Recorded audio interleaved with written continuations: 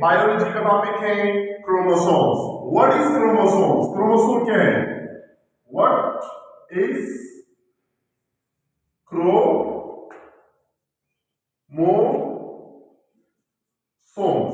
Chromosomes क्या है? देखिए, इसके बारे में पता होना चाहिए क्रोमोसोम है क्या चीज। देखो, सबसे पहले आपको यह पता होना चाहिए कि क्रो मीन्स क्या है और सो मीन्स क्या है। क्रो मीन्स हमारे पास है colour and so means body. Body यानी हमारे आम इंसानी बॉडी में, यानी इंसान की बॉडी में 46 क्रोमोसोम होते हैं। कितने होते हैं? 46 क्रोमोसोम होते हैं। 46 क्रोमोसोम जो है आम इंसानी बॉडी के अंदर, क्रोमोसोम की तादाद कितने हैं? 46 है। क्योंकि क्रोमोसोम्स ये हमारे पास एक जेनेटिक वेरिएशन का टॉपिक है। ये जो हमारा वैरायटी ऑफ लाइफ है, ये हमारे जो जीन्स हैं, ये क्रोमोसोम्स के साथ रिलेट कर रहा है। देखो, क्रोमोसोम्स का काम क्या है हमारे बॉडी के अंदर? क्योंकि हमारे जितने भी जेनेटिक मटेरियल है, जेनेटिक कैरेक्टरिस्टिक्स है, जेनेटिक मेकअप है, एक विरासती जो हमारे अल्टरनेशन ऑफ जनरेशन आ रहे हैं हमारे, देखिए कि हमारे पास यहाँ पर क्या होते हैं, यानी हमने पढ़ा होता है कि मायोसिस और मेयोसिस के मैंने पढ़ा होगा कि इसमें जो है डॉटर सेल है और इसमें पेरेंट सेल है। कितने पेयर बनते हैं? यानी 23 पेयर बनते हैं और इसमें एक 23 पेयर बनते हैं। तो ये क्या है? ये हमारे पास क्रोमोसोम होते हैं। क्योंकि क्रोमोसोम्स, आपको पता है हमारे पास एक साइंटिस्ट था, उसका नाम था, यानी जो हमारे पास मेंडल था। मेंडल ने उसके ऊपर काम किए 1846 में। उसने जो है क्रोमोसोम पे काम किया है कि हमारे जो क्रोमोसोम्स हैं आम इंसानी बॉडी में, क्रोमोसोम्स का फंक्शन क्या है और उसका कैरेक्टरिस्टिक्स क्या है, इससे क्रोमोसोम कहते हैं। क्योंकि आपने पढ़ा होगा कि हमारे जो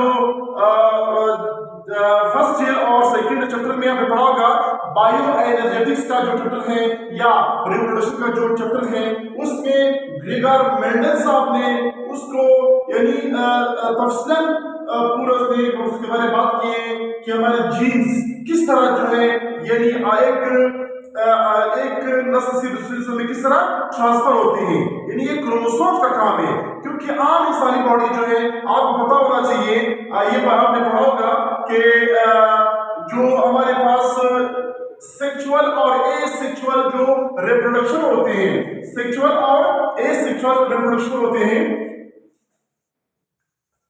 सेक्सुअल और एसेक्सुअल जो रिप्रोडक्शन होते हैं, रिप्रोडक्शन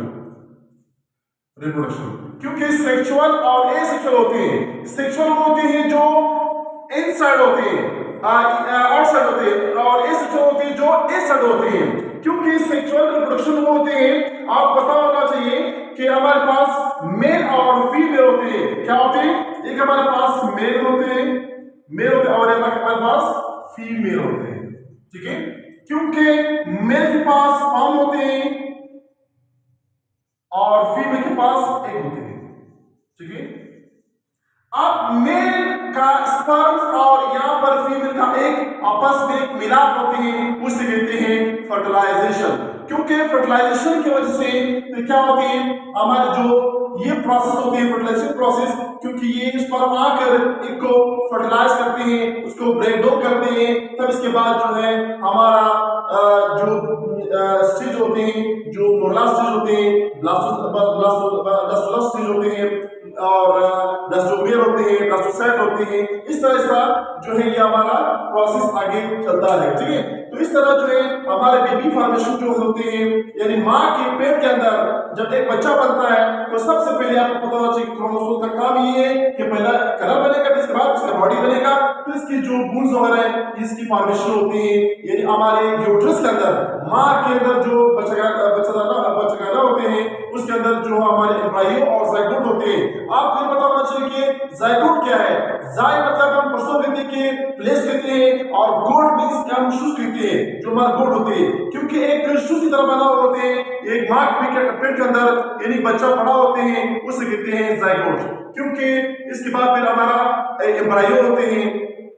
अब आपको पता होना चाहिए कि एक बेबी जब बेबी फॉर्मेशन होते हैं जायगोट के अंदर, उसका खुराक या उसका जो फूड न्यूट्रिशन होते हैं किस तरह मिलते हैं, वो जो है माँ के पेट के अंदर जो है उसकी स्ट्रीम से यानी वो दूध वगैरह मिल्क वगैरह जो रिप्रोडक्शन करते हैं, उसके बाद उसको यानी खुराक मुहैया हो जाती है। तो आज का हमारा टॉपिक था क्रोमोसोम्स के बारे में। Thank you so much.